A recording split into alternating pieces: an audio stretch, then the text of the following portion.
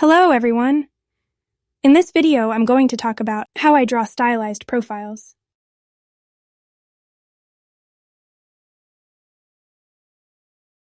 I've had my fair share of profiles throughout many years of drawing fan art, but it's only recently that I've really honed my skills and gained confidence in creating them. That's actually what inspired me to make a quick tutorial on the subject. I think this tutorial could be useful for artists at any level, whether you're just starting out or already quite experienced. I'll be sharing my own perspective on the things I've personally struggled with even after all these years of drawing. I'm going to break it down into 3 parts. First, I'll cover the essential basics, focusing on general proportions. Then, in the second part, I'll delve into the helpful techniques that I personally apply to my art during the drawing process. And lastly, I'll share a few quick tips that may seem a bit nuanced but have truly worked wonders for me. Let's get started. The foundations can be a bit of a drag for many people, especially when you're just starting out. Personally, I don't consider myself an expert capable of teaching complex topics such as head anatomy, so I'll try to keep it simple. Based on my own learning experience, I've come to realize that while memorizing intricate details like muscle origins, insertions, and facial fat placement may fade over time, maintaining a strong focus on proportions guarantees that your artwork will reflect your intentions and prevent you from getting lost in the process. If delving into the extensive world of anatomy feels overwhelming, I recommend beginning with the study of the skull. It's not as daunting as it may appear and provides a solid foundation for understanding the structural framework of the head. With time and practice, the remaining elements will naturally fall into place. So yeah, whether you aim to depict realism or explore a stylized approach, proportions play an important role in creating a recognizable profile. Now let's delve into the concept of idealized proportions and explore their significance. Idealized proportions are the go-to method mentioned in countless art books, courses, and lessons from various artists. It's all about breaking down the body into simpler, understandable parts. It's called idealized because it's like an average measurement that follows a certain rhythm. We all know real-life heads and faces come in many different shapes and sizes, so think of these proportions as a helpful framework. It not only helps you draw something that's considered a beauty standard, but also lets you get creative and play around with more interesting and diverse shapes. And this, of course, works with almost any stylization. So, when we talk about a head profile, we often start with a square shape. Technically, it's more like a vertically stretched rectangle. From there, we divide it into 2 equal parts, both horizontally and vertically. These lines mark 2 key spots, the corner of the eye and the starting point of the ear. Moving forward, we delve into working with the face. We divide it into 3 equal sections, plus a little bit at the top of the head. This part sometimes slips my mind. To find these sections, we break down the upper half into 3 equal parts. I know it might seem a bit overwhelming at first, but hang in there.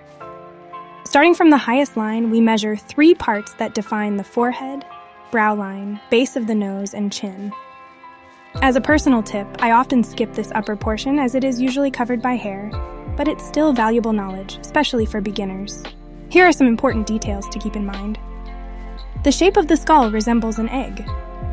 The base of the skull and the base of the nose typically align at the same level.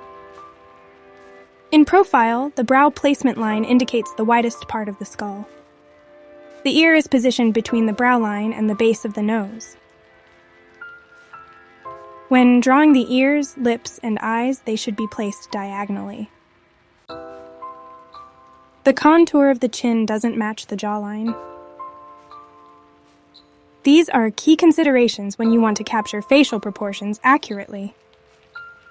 Here are some of the prominent distinctions between male and female profiles. As for male profiles, the skull is generally larger in size. The forehead contour tends to be more angled. The nose is bigger and longer. The chin is often more protruded and larger. The lower jaw also appears more protruded.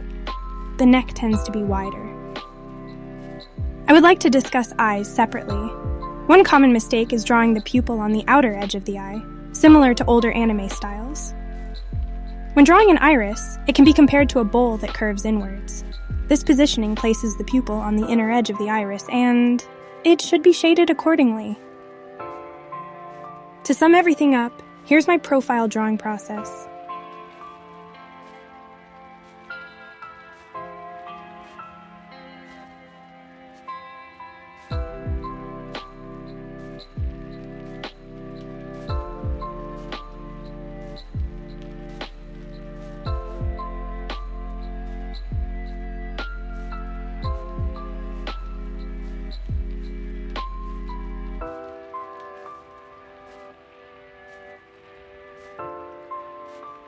Now I want to talk about a personal favorite of mine, the Charles Bargue Drawing Course, a well-known program for learning drawing techniques.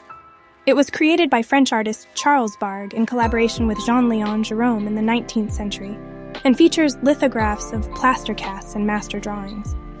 Even today, artists and ateliers worldwide continue to study this course.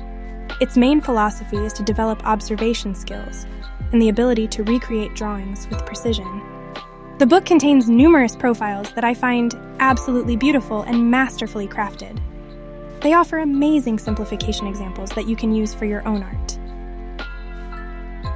While I won't go into all the details, there are 3 principles of this course that I find valuable in my everyday drawing routine. The first one is creating a silhouette using a minimal amount of lines. Then, achieving a solid block-in of light and shadow. And finally, establishing an interrelationship between points to create a pleasing rhythm. Following these honestly has a soothing effect on me.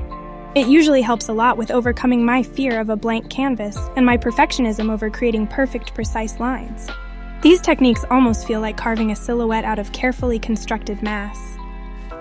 Now let me show you how I work using some of these tricks in my style. Bargue's block-ins are known for their accuracy and meticulous measurements, aiming for perfect plate replicas on paper.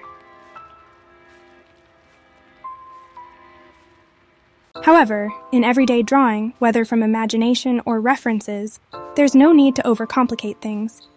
In each sketch, my goal is to simplify shapes as much as possible. Sometimes I realize I could have achieved a better result by finding shortcuts to improve the overall shape and line relationship.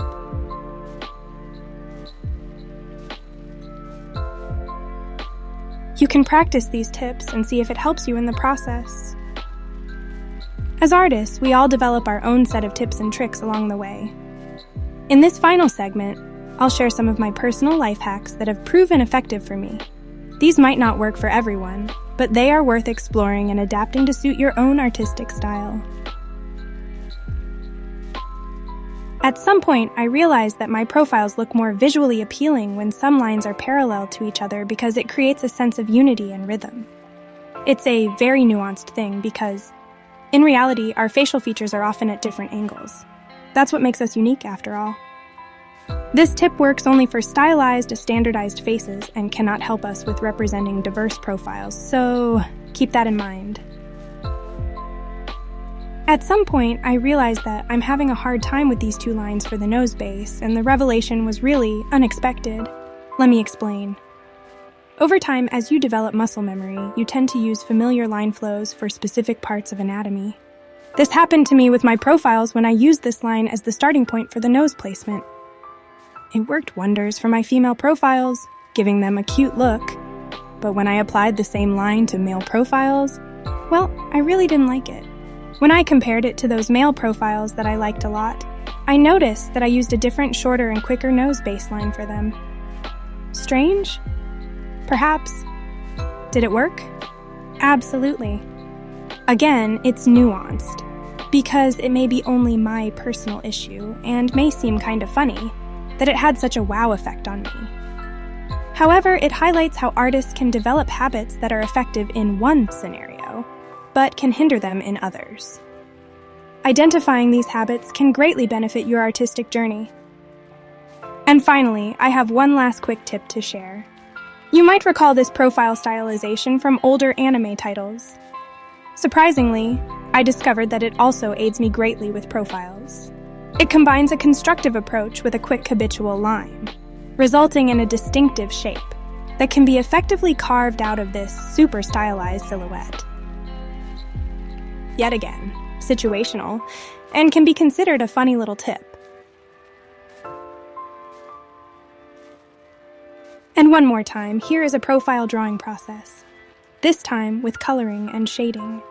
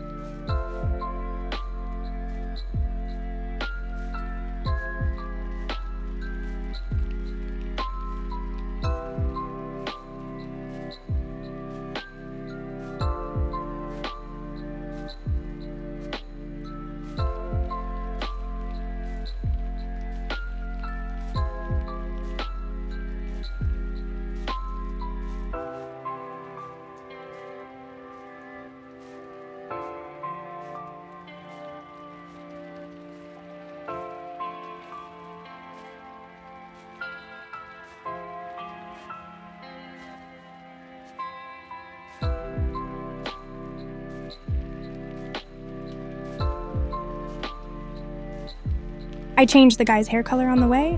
I liked dark blue a bit more. That's it for my short tutorial on stylized profiles, where I shared all the tips and techniques I use in my own process. I really hope that these tips will help you in creating your own profiles. Success comes with practice, so take your time and stay persistent. Thank you for watching, and I'll catch you in my next videos.